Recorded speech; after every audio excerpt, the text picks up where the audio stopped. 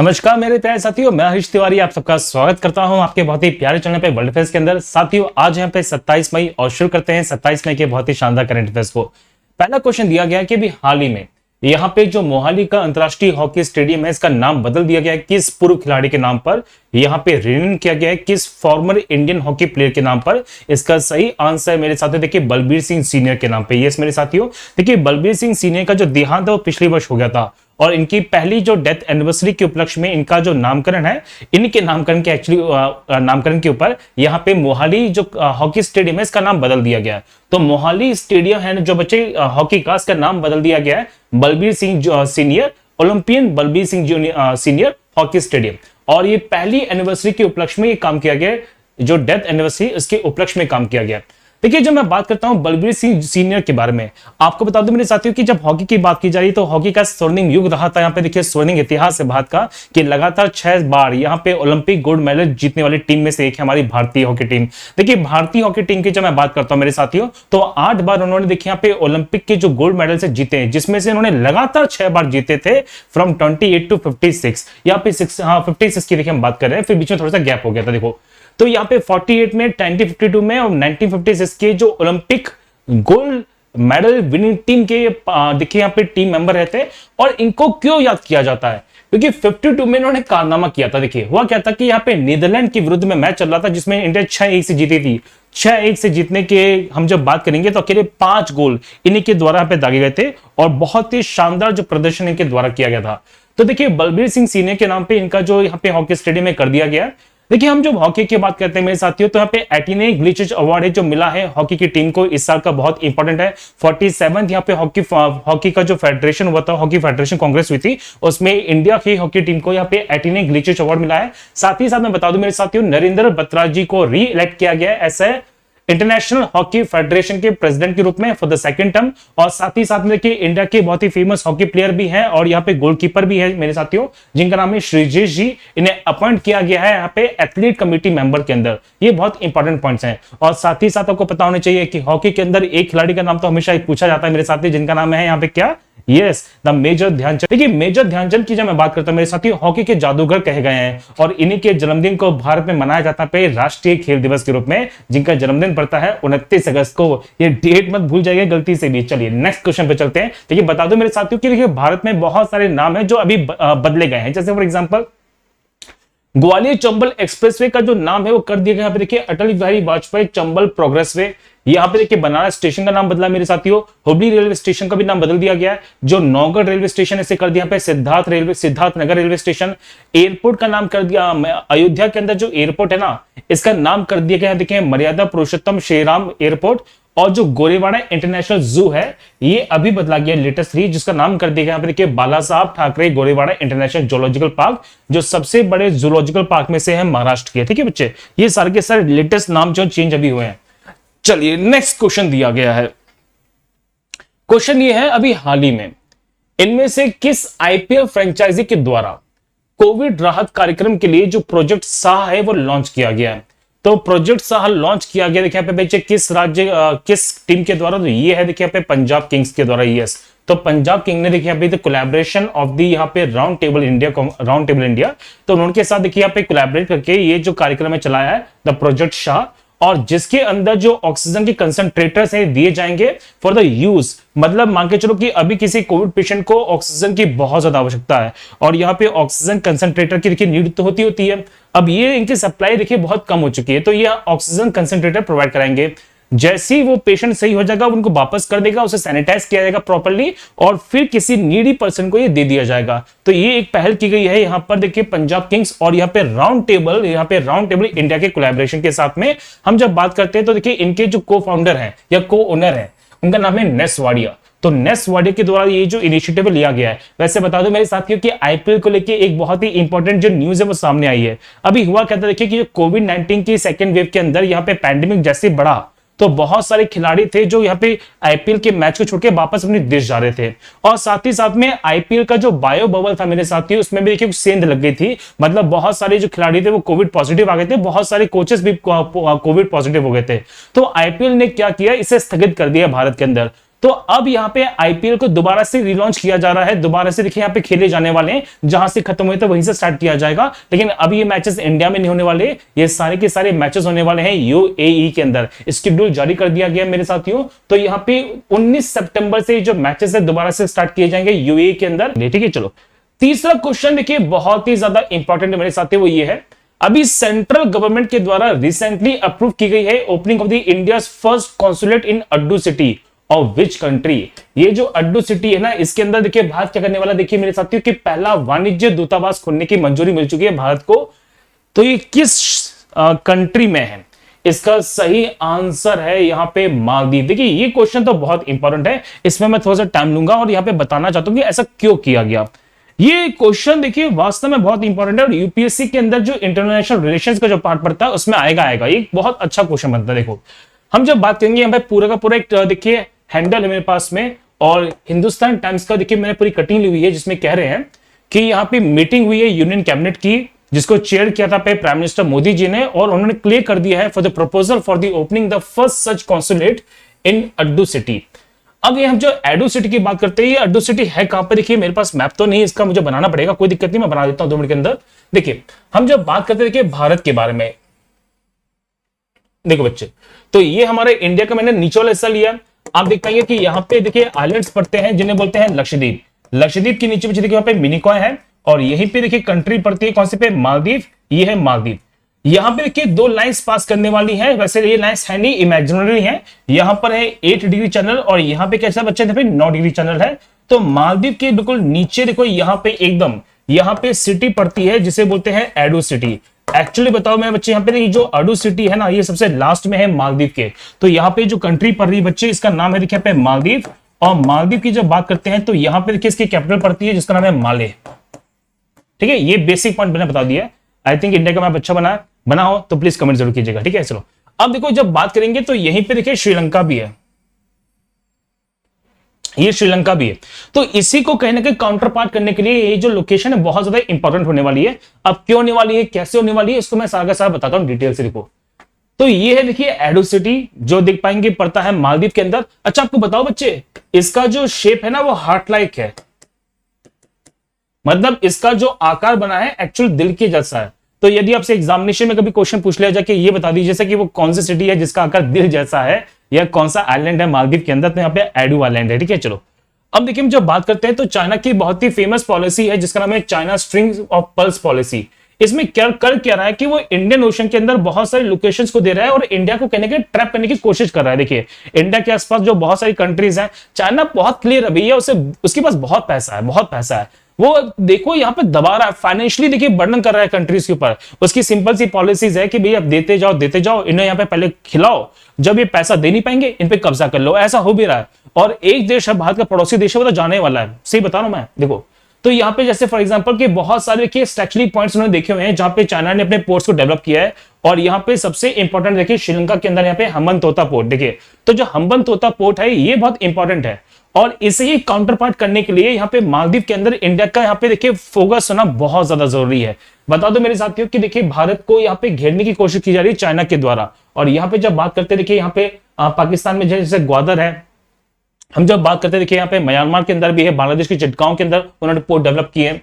तो यहाँ पे स्ट्रिंग ऑफ पल्स थ्योरी चल रही है, ठीक है, जिसके थ्रू क्या किया उन्होंने बहुत सारी चीजों को डेवलप किया है। अभी लेटेस्ट न्यूज आई थी कि श्रीलंका की पार्लियामेंट ने प्रपोज कर दिया है एक पूरा का पूरा देखिए सिटी जिसे बोलते हैं कोलंबो पोर्ट सिटी। और ये कोलंबो पोर्ट सिटी यहाँ पे स्पेशल इकोनॉमिक जोन होने वाला है देखिए चाइना का। मतलब चाइना का ये कहना है कि नहीं हम तो इसमें डेवलपमेंट करेंगे। और चाइना की जो यहाँ पे सबसे मेन चीज है कि करेंसी भी चलने वाली है। यहाँ पे मैं कल आर्टिकल पढ़ रहा था कि ये कह रहा था कि यहाँ पे इनका खुद का एक पासपोर्ट बनेगा। सोचिए एक ऐसा पॉइंट, मतलब ये लोग क्या कर रहे हैं कि अपने देश के अंदर ही एक नया देश क्रिएट कर रहे हैं। तो सोचिए समझिए चाले भैया, गुलामी की ये निशानी है कि हो सकता है कि भविष्य में कभी गुलाम बन जाए, क्योंकि गुलाम कभी एक दिन में नहीं होते मेरे साथियों। देखो इंडिया को भी ऐसे ही बनाया गया था। यहाँ पे इंडिया क्या जितने भी मुख्य देश हैं वो ऐसे ही बनाए गए थे कि यहाँ पे आते व्यापारी के रूप में है, लेकिन यहाँ पे कब्जा करते रहते हैं, क्योंकि जानते हैं कमजोरी नजर आएगी। कमजोरी जहां पे वहां पे दखल दिया तो वहां पे नेता तो बन ही जाते हैं, कोई दिक्कत नहीं है, वहां पे प्रशासक तो बन ही जाते हैं। खैर तो देखो यहाँ पे पूरी की पूरी पोर्ट सिटी कोलंबो जो डेवलप की जा रही है, यहाँ पे प्रपोजल आ चुका है इसका। और हम देख पाएंगे कि किस प्रकार से जो पल्प जो स्ट्रिंग चलने वाली है उनको यहाँ पे बढ़ाया जाएगा। जैसे जिबूती है बच्चे, यहाँ पे भी देखिए उन्होंने, चाइना ने पूरा का पूरा एक नेवल बेस बना दिया है, इनकी आर्मी भी डिप्लॉय है पहली बात तो यहाँ पे जिबूती के अंदर। इसी तरह से देखिए इंडिया, अब इंडिया भी क्या कर रहा है, इसे काउंटर पार्ट करने की कोशिश कर रहा है। तो इंडिया का यही कहना है कि नहीं, हम स्ट्रिंग ऑफ पर्ल्स के विरुद्ध में अपना एक नया क्रिएट करेंगे जिसे बोलते हैं the necklace of diamond. Yes मेरे साथियों, अगर इंडिया यहाँ पे, इंडिया देखिए क्या कर रहा है मेरे साथियों, यहाँ पे चाइना की उसी पॉलिसी के विरुद्ध में यहाँ पे काउंटर पार्ट करने के लिए एक अपनी नई पॉलिसीज को जनरेट कर रहा है जिसे बोलते हैं कौन सा, यहाँ पे द नेकलेस ऑफ डायमंड, जिसमें देखिए सेशलिश है, यहाँ पे दक्कम पोर्ट है ओमान के अंदर, यहाँ पे सैबेंग है इंडोनेशिया में, चांगी है सिंगापुर में, वियतनाम है, जापान में, मंगोलिया के अंदर भी ड्राई पोर्ट्स बनने वाले हैं और रोड ट्रांसपोर्टेशन भी बढ़ेगा। तो ये इंडिया की थ्योरी है, तो यहां पे बात चल रही है। तो इंडिया के लिए देखिए अब ये जो लोकेशन है ना, ये बहुत ज्यादा इंपॉर्टेंट है मालदीव की, और यहां पे देखिए बनता है कौन सा मेरे साथियों, आप कहेंगे यहां पे जो पॉइंट है वो यहाँ पे आदू सिटी। तो ये मैंने आपको एक छोटा सा टाइम दिया है, इस पे कभी मैं ब्रीफ वीडियो दोबारा से बनाऊंगा, अभी ये करंट अफेयर्स में इतना हो नहीं पाएगा, ठीक है। चलो, तो इंडिया के जो रिलेशन है मालदीव के साथ बहुत अच्छे हैं, पहली बात तो ये, और दूसरी बात देखिए कि इंडिया की जो सागर इनिशिएटिव है ना उसमें भी काम करता है, ठीक है। चलो नेक्स्ट क्वेश्चन दिया गया है, अभी हाल ही में देखिए हम जब बात करते हैं फार्मेसी के बारे में, तो फार्मेसी ने यहाँ पे किसको एक्वायर कर लिया है, किस ई फार्मेसी कंपनी को एक्वायर किया मेरे साथियों, इसका सही आंसर पे मेडलाइफ को, यस। तो फार्मेसी ने देखिए मेडलाइफ को एक्वायर कर लिया, उसके साथ ही वो बन गई है यहाँ पे इंडिया की largest E pharma company. The most important point मेरे साथियों, देखिए अभी हो क्या रहा है कि जैसे जैसे टेक्नोलॉजी बढ़ती जा रही है वैसे वैसे देखिए यहाँ पे लोगों का जो यहाँ पे कंसल्टेंट है या लोगों की जो अवेयरनेस है वही काफी ज्यादा बड़ी है। तो यहाँ पे फार्मेसी की जब बात करते हैं तो यहाँ पे इन्होंने क्या किया कि by the method of the applications इन्होंने डॉक्टर्स को यहाँ पे बहुत पास कर दिया है यहाँ पे लोगों के।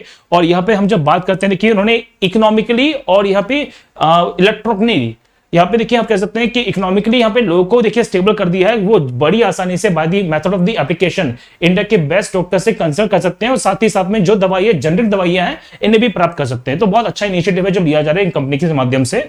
हम जब बात करते हैं देखिए बच्चे, तो ये सारा का सारा फोकस है जो किया जा रहा है। चलो नेक्स्ट क्वेश्चन पे दिया गया मोस्ट इंपॉर्टेंट, जगजीत पवाड़िया को किसके अध्यक्ष के रूप में चुना गया है। तो ये चुनी गई है मेरे साथियों देखिए अंतरराष्ट्रीय नारकोटिक्स नियंत्रण बोर्ड यानी कि इंटरनेशनल नारकोटिक्स कंट्रोल बोर्ड के यहाँ पे अध्यक्ष। बहुत ही गर्व की बात है, पहली भारतीय है जो इस पद पे पहुंची है। देखिए हम जब बात करते हैं जगजीत पवाड़िया के बारे में तो इन्हें इलेक्ट किया गया as president of the Vienna based international narcotics control board में।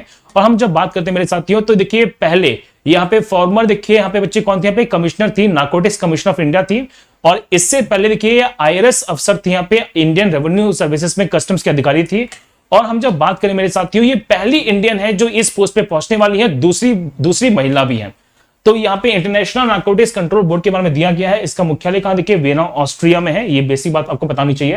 वैसे लेटेस्ट अपॉइंटमेंट की जब बात करते हैं तो भारत के अंदर भी कुछ लेटेस्ट अपॉइंटमेंट्स किए गए हैं, जैसे फॉर एग्जांपल कल ही मैंने बताया था आपको देखिए कि सुबोध कुमार जी जो आईपीएस अफसर है यहाँ पे महाराष्ट्र कैडर से, इन्हें बनाया गया देखिए यहाँ पे क्या मेरे साथियों, यहाँ पे न्यू सीबीआई डायरेक्टर। और यहाँ पे बहुत सारे डीजीज और चीफ की लिस्ट मैंने बताई है, जैसे for example IB intelligence bureau, तो अरविंद कुमार जी है, बीएसएफ यहां पे राकेश अस्थाना जी है, सीआरपीएफ के कुलदीप सिंह है, एनएसजी एम गणपति है, एनडीआरएफ एसएन प्रधान और रॉक के यहाँ पे समंत गोयल। ये सारे के सारे देखिए बच्चे यहाँ पे कौन है, चीफ और डीजीज है। चलो नेक्स्ट क्वेश्चन दिया गया है कि फॉर द फाइनेंशियल ईयर 2020-2021 किस कंट्री ने यहाँ पे सबसे ज्यादा इन्वेस्टमेंट किया है एफडीआई में इंडिया के अंदर।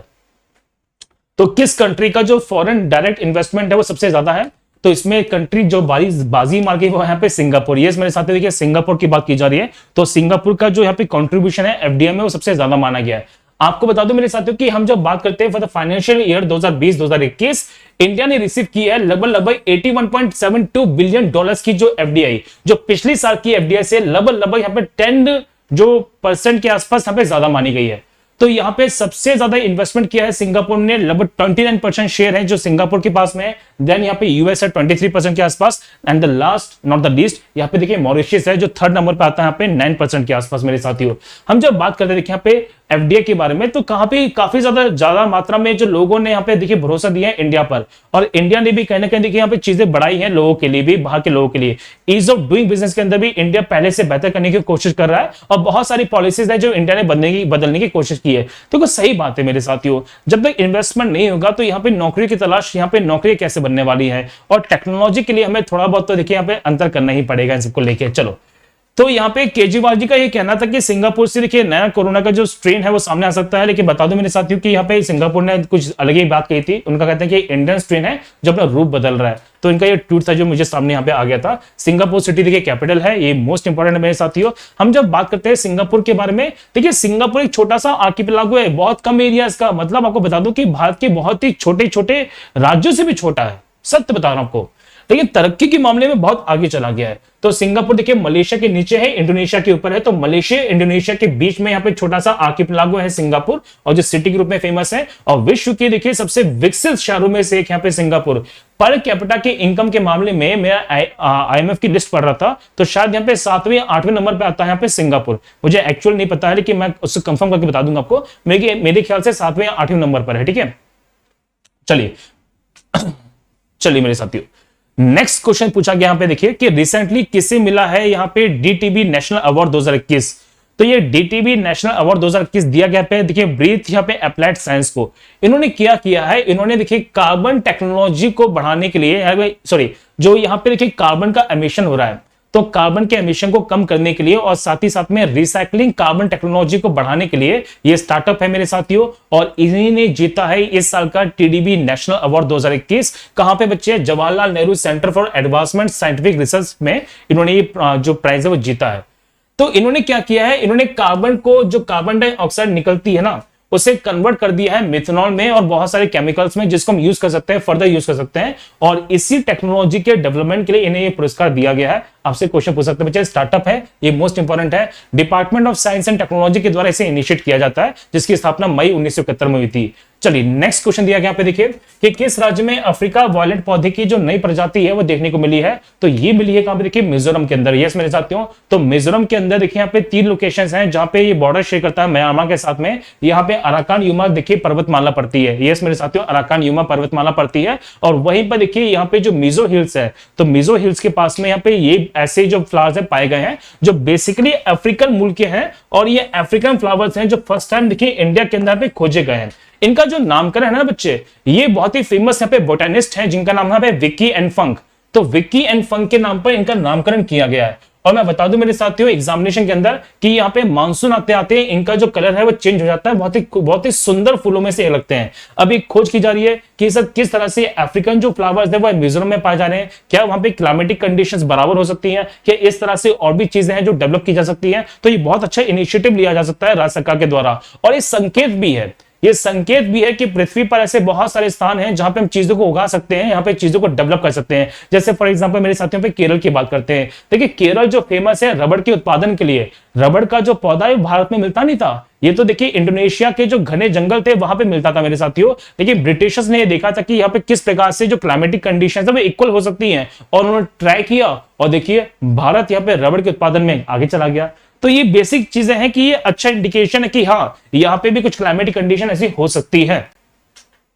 चलिए तो देखिए आपको बता दूं कि इसको खोजा किसके द्वारा गया है। तो इसे खोजा गया देखिए Indian institute of science education and research के द्वारा, जो पड़ता है भोपाल के अंदर। ये भोपाल ने खोजा था। लेकिन बता दूं मेरे साथियों बेसिकली कि ये 7 सिटीज में इंडिया के अंदर, यहाँ पे कलकत्ता, पुणे, मोहाली, भोपाल, तिरुवनंतपुरम, तिरुपति और यहाँ पे बहरामपुर में, लेकिन भोपाल के द्वारा से डिस्कवर किया गया। चलो हाँ, ये क्वेश्चन बहुत इंपॉर्टेंट है। देखिए भारत का सबसे बड़ा और एशिया की भी सबसे बड़ा जो ट्यूलिप गार्डन है वो कहां पर है, श्रीनगर में। और इसे प्रीवियसली एक नाम दिया गया था मेरे साथी, जिसे बोलते हैं सिराज बाग। यस मेरे साथी, सिराज बाग। ये आपसे क्वेश्चन पूछा जा सकता है, लेकिन ये कहां पर है, श्रीनगर में। चलिए 47वें राष्ट्रपति के रूप में किसे चुना गया है इक्वाडोर के अंदर। तो ये है कौन मेरे साथियों, आंसर है Guillermo lasso. Yes Guillermo lasso यहाँ पे चुने गए हैं 47वें प्रेसिडेंट ऑफ द इक्वाडोर। और ये कंजर्वेटिव है, बहुत देखो कंजर्वेटिव है। आप इसे मैं कैसे बताऊं आपको, चलो कोई दिक्कत नहीं, आप यहाँ पे नोट कर लीजिए इसे कि कंजर्वेटिव है। चलो ये तो गुइलेर्मो लासो देखिए बच्चे मेरे साथ जो बिजनेसमैन भी थे, बैंकर भी थे, पॉलिटिशियन बने हैं, और ये देखिए इक्वाडोर के न्यू प्रेसिडेंट बने हैं फॉर द नेक्स्ट 4 ईयर। और ये कही जा देखिए इनकी जो सेरेमनी हुई थी बच्चे वो हुई थी यहाँ पे नेशनल असेंबली के अंदर, कहां पे, क्विटो के अंदर, जो कैपिटल भी है। चलो तो ये सिंपल सा फैक्ट मैंने बता दिया आपको यहाँ पे। देखो ओके, इन्होंने किसको हराया, देखिए इन्होंने हराया पे कोरिया डफलिन को। देखिए तो यहाँ पे कोरिया डफिन है जिन्होंने हराया है, और यहाँ पे ये बन गए हैं प्रेसिडेंट, 47 प्रेसिडेंट। इक्वाडोर की जब मैं बात करता हूं, देखिए साउथ अमेरिकन कॉन्टिनेंट के अंदर कंट्री पड़ती है जिसकी कैपिटल पे क्यूटो है। याद कर लीजिए मेरे साथ, देखिए have a look on this diagram. आप देख पाएंगे कि ये नॉर्थ अमेरिकन है, ये साउथ अमेरिकन है। यहाँ पे एंडीज पर्वतमाला है और एंडीज पर्वतमाला पे ये देखिए बसा हुआ बहुत ही सुंदर शहर यहाँ पे क्विटो, सॉरी बहुत ही सुंदर शहर यहाँ पे कौन से, इक्वाडोर, जो फेमस अपने बहुत सारे देखिए माउंटेन्स के लिए, बहुत सारे वोल्केनोज के लिए। आपने माउंट कोटोपेक्सी का नाम तो गारंटी से सुना होगा। अच्छा, हम जब बात करते हैं तो मैंने एक आपको छोटा सा एक क्वेश्चन बताया था आज से 3 या 4 दिन पहले। यहां पे इक्वाडोर के पास में देखिए एक छोटे छोटे से आर्किपेलागोस है और वहां पर एक गेट है जो अभी सबमर्ज्ड हो गया है पानी के अंदर। आप मुझे कमेंट में बताइएगा कि यहाँ पे कौन सा वो गेट है, कौन सा देखिए नेचुरल गेट है या एक कह सकते हैं कि हाँ नेचुरल गेट कह दीजिए, जो अभी सबमर्ज कर गया है पानी के अंदर। चलिए बच्चे, नेक्स्ट क्वेश्चन दिया गया देखिए। रिसेंटली यहां पे देखिए क्या हुआ है कि इंडियन पोस्ट पेमेंट बैंक ने अनाउंस की है एक partnership for the cash management solution. किसके साथ में? तो ये की है देखिए Mahindra rural housing finance limited के साथ में। इनका ये कहना है कि हम क्या करने वाले मेरे साथियों, यहाँ पे जो लोन्स है ना उसको रीपे कराएंगे यहाँ पे पोस्ट ऑफिस को, और ये कैश मैनेजमेंट कलेक्शन के लिए यहाँ पे देखिए एक पूरी की पूरी जो पार्टनरशिप है वो की गई है। चर्चा में थी, मैंने बता दिया आप लोगों को। हम जब बात करते हैं देखिए बच्चे यहाँ पे किसके बारे में, देखिए इंडिया पोस्ट पेमेंट बैंक के बारे में। तो ये इंडिया के टॉप 11 यहाँ पे देखिए बैंक्स में से एक है जिसकी सूची यहाँ पे जारी की गई थी पे Forbes world best bank report 2021 के अंदर। और इंडियन पोस्ट पेमेंट बैंक की जब बात की जा रही है तो जे यहाँ पे वेंकट रामू यहाँ पे सीईओ है। 1 सितंबर 2018 को इसकी स्टैब्लिशमेंट हुई थी और इंडियन पोस्ट ऑफिस के द्वारा यहाँ पे पेरेंट ऑर्गेनाइजेशन की मानी गई है। नेक्स्ट क्वेश्चन देखिए बहुत ही इंपॉर्टेंट है बच्चे, कि दुनिया की जो सबसे पुरानी पशु की पेंटिंग है ना, जो यहाँ पे एनिमल की पेंटिंग है, ये अभी हाल ही में चर्चा में आई है। ये किस कंट्री में है? तो बच्चे ये पड़ता है कहां पे, देखिए इंडोनेशिया के अंदर। वैसे देखिए इंडोनेशिया सही आंसर है, चलो कोई दिक्कत नहीं इसमें। अगर आइलैंड पूछते तो आइलैंड और सही रहता, इंडोनेशिया द राइट आंसर। देखिए है क्यों फेमस इंडोनेशिया? आप जानते हैं कि बहुत बड़ा देखिए यहाँ पे ग्रुप ऑफ आर्किपेलागो है, एक बहुत बड़ा आर्किपेलागो है जिसमें बहुत सारे छोटे छोटे आइलैंड्स आपको देखने को मिलने वाले हैं। सिंपल सी बात है। अब देखिए हम जब बात करते हैं इंडोनेशिया की, तो इंडोनेशिया के अंदर देखिए यहाँ पे सुलावेसी आइलैंड पड़ता है और इसी सुलावेसी आइलैंड में देखिए यहाँ पे ऊपर की तरफ यहाँ पे देखिए जो एक रॉक्स पाई गई थी, इन्हीं रॉक्स के अंदर बाद में देखा गया कि बहुत बड़ी गुफा समूह है। और बाद में और खोजा गया कि यहाँ पे देखिए आदि मानव के द्वारा यहाँ पे पेंटिंग्स की गई है, चित्रकारी की गई थी, जो विश्व की सबसे पुरानी यहाँ पे पेंटिंग्स में से एक है। जब इनकी कार्बन डेटिंग की गई तो इनकी जो एज थी वो कम से कम 6000 से लेकर 7000 साल पुरानी आई थी, जो कहीं ना कहीं देखिए सर्वमान्य की गई कि हाँ सबसे पुरानी हो सकती है। वैसे बता दूं मेरे साथियों कि भारत के अंदर भी इसके इक्विवेलेंट यहाँ पे जो पेंटिंग्स है वो देखने को मिली थी। तो मैं बता दूं हुआ क्या कि यहाँ पे देखिए हुआ क्या, देखिए आप देख पाएंगे कि ये जो एरिया है वो बहुत ज्यादा सराउंडेड है देखिए वाटर से, और ह्यूमिडिटी इतनी ज्यादा है क्योंकि ये एरिया पड़ता है ऑन द इक्वेटोरियल जोन। तो यहाँ पे जब इक्वेटर पास करती है तो इक्वेटर एक ऐसा एरिया है जहां पे देखिए गर्मी बहुत पड़ती है, और सिंपल सी बात है यहाँ पे चारों तरफ पानी पानी है, तो यहाँ पे ह्यूमिडिटी भी ज्यादा बढ़ेगी।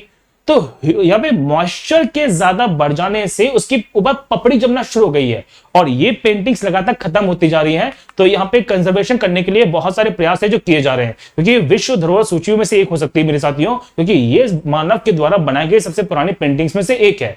तो ये इसका कंजर्वेशन करने की बात चल रही थी और इसलिए हाल ही में बहुत ज्यादा चर्चा में आई है, बहुत ज्यादा चर्चा में आई थी, और मैंने बता दिया आपको ये सारी बातें डिटेल से। चलो बच्चे अब देखो हम बात करते हैं, क्योंकि आज तो कोई ज्यादा फेमस दिवस है नहीं, लेकिन इंडिया की जब बात करेंगे तो इंडियन हिस्ट्री के अंदर 27 मई का जो दिन है ये थोड़ा सा इंपॉर्टेंट है। क्यों इंपॉर्टेंट है? क्योंकि मैं जब बात करूं भारत के पहले यहाँ पे प्रधानमंत्री जी के बारे में, पंडित जवाहरलाल नेहरू।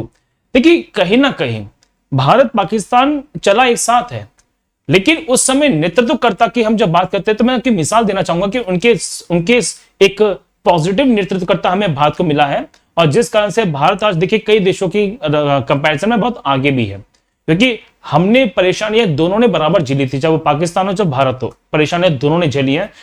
हार और कह सकते हैं दुख का जो सामना है वो दोनों के पास हुआ था, लेकिन एक पॉजिटिव सोच के साथ भारत को बनाने वाले व्यक्ति रहे हैं। तो देखिए मैं कहीं ना कहीं इनकी तारीफ ही करता हूं इस चीज को लेके। आप जानते हैं कि भारत में सबसे लंबे समय तक प्रधानमंत्री के पद पर रहने वाले व्यक्ति थे यहाँ पे पंडित जवाहरलाल नेहरू, जिनका देहांत हुआ था 27 मई 1964 को। आपको ये बात जान के हैरानी होगी कि इन्हें 11 टाइम यहाँ पे चुना गया था, देखिए इन्हें नॉमिनेट किया गया था for the Nobel peace prize. ये बहुत इंपॉर्टेंट बात बता रहा हूं मेरे साथियों। और हम जब बात करते हैं यहाँ पे इनके बारे में, तो डिस्कवरी ऑफ इंडिया नाम से इनकी बहुत ही फेमस किताब है, जिसके अंदर उन्होंने भारत के इतिहास को बहुत ही साक्ष्य रूप से दर्शाने का प्रयास किया है, जिसके ऊपर डीडी नेशनल ने एक पूरा का पूरा जो टेलीकास्ट सीरीज थी वो बनाई थी। आप मुझे कमेंट सेक्शन में आंसर दीजिएगा कि जवाहरलाल नेहरू जी को भारत रत्न कब दिया गया था। और वो कितने प्रधानमंत्री हैं अभी तक भारत में जिन्होंने स्वयं को भारत रत्न पुरस्कार दिया है? आप इसका आंसर मुझे कमेंट सेक्शन में जरूर कीजिएगा मेरे साथियों। अभी कमेंट सेक्शन का मैं बेसब्री से इंतजार करता हूं। दूसरी बात यह है कि आपके लाइक्स जो रेशियो बहुत ज्यादा घट जाते हैं मेरे साथियों, ऐसा नहीं होना चाहिए। कमेंट्स कीजिए। देखिए बहुत ही शानदार चीजें आपको दे रहा हूं, कोशिश कर रहा हूं कि आपको बेहतरीन से बेहतरीन जो कंटेंट है इसे प्रोवाइड करा सकूं। चलिए अब आते हैं हमारी वीडियो के बेस्ट पार्ट पर। देखिए अनअकैडमी पर आपके लिए बहुत कुछ नया है मेरे साथियों, और अनअकैडमी के साथ आप अपनी तैयारी को बहुत ज्यादा बूस्टअप कर सकते हैं। यहां पे देखिए अनअकैडमी पर अगर आप जाते हैं एसएससी एग्जामिनेशन में, तो आप यहाँ पे सबसे पहले अनअकैडमी का जो लर्निंग ऐप है उसे डाउनलोड कीजिए। वहां पर फायदा ये होने वाला है कि आपको डेली लाइव क्लासेस मिलने वाली है। यहाँ पे लाइव टेस्ट और क्विज है, इंडिया के बेस्ट फैकल्टीज के द्वारा बनाया गया स्ट्रक्चर कोर्स है, और साथ ही साथ में मेरे साथियों पे अनलिमिटेड एक्सेस मिलने वाला है आपको सिंगल सब्सक्रिप्शन के ऊपर। तो ये बहुत सारे पॉइंट हैं, और द मोस्ट इंपॉर्टेंट पॉइंट, जल्द ही मेरा यहाँ पे लिखिए, यहाँ पे मेरा जो कोर्स है इंडियन ज्योग्राफी का आने वाला है, 15 से 20 दिन का कोर्स रहेगा। अब तो यूपीएससी लेवल वो मैं कोर्स यहाँ पे लेके आने वाला हूं, तो आप यहाँ पे प्लस पे जरूर आइए, आपको बहुत कुछ नया सीखने को जरूर मिलने वाला है। तो देखिए फॉर एग्जाम्पल अगर आप एसएससी सब्सक्रिप्शन लेते हैं, जो लेना भी चाहिए आप लोगों को, तो यहाँ पे बहुत सारे 1 मंथ, 3 मंथ, 6 मंथ, 12 मंथ की सब्सक्रिप्शन ऑफर्स हैं। जैसे फॉर एग्जांपल 12 मंथ का पड़ता है लगभग 6,500 रुपए में, लेकिन गलती से भी ये फीस पे ना कर दीजिएगा। सिंपली यूज कीजिए मेरा कोड यहाँ पे HTSIR10, और जैसे आप यहाँ पे कोड यूज करेंगे the prices will fall down, और ये पढ़ने वाला आपको देखिए 5,850 रुपीज। अगर बात की जाए तो 488 रुपए पर मंथ, मतलब 500 रुपए पर मंथ से भी कम में आपकी शानदार तैयारी होने वाली है। And the most important part मेरे साथियों, कि हर संडे को होता है यहाँ पे इंडिया का सबसे बड़ा free scholarship test for SSC examination. यहाँ पे स्कॉलरशिप देखिए पूल मिल सकता है आपको 1 करोड़ तक का, तो यहाँ पे आप इसमें जरूर जुड़िए। तो देखिए जुड़ने के लिए आपसे एक अनलॉक कोड पूछेगा, तो सिंपली मेरा कोड यूज कीजिए, दैट इज HTSIR10, इसे अनलॉक कीजिए, पार्टिसिपेट कीजिए, और 1 करोड़ रुपए तक का जो स्कॉलरशिप है ये जीतने का मौका मिलने वाला है आपको इसमें बहुत ही बेहतरीन तरीके से। तो साथियों आपको पीडीएफ का मिलने वाली है, पीडीएफ मिलेगी यहाँ पे हरीश तिवारी सर अनअकैडमी के यहाँ पे टेलीग्राम चैनल से। आप मुझे फॉलो कर सकते हैं विद द सेम नेम, यहाँ पे Harish Tiwari sir as a teacher in SSC examination, और वहां पे आपको मेरी बहुत सारी स्पेशल क्लासेस मिलने वाली है। तो चलो, तो ये था आज का हमारा करंट अफेयर्स। मैं उम्मीद करता हूं आपको बहुत ही डिटेल से सारी बातें समझ आई होंगी। चलिए साथियों, घर पे रहिए, सुरक्षित रहिए, और यहाँ पे अपने परिवार का ख्याल रखिएगा। हम मिलते हैं कल बहुत ही शानदार सेशन के साथ में। तब तक के लिए जय हिंद, जय भारत।